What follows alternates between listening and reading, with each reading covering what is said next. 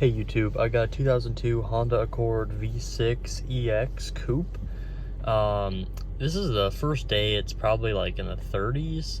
And I tried starting the car and I hear this sound when it starts, so I'll press on the pedal and see if you can hear it.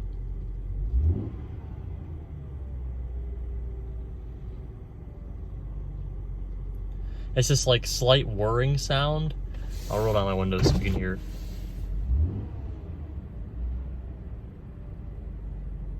Sounds kind of like the alternator. I'm not sure if it's low fluid, power steering fluid. I'm just not sure. If anyone knows the answer, let me know. Thanks.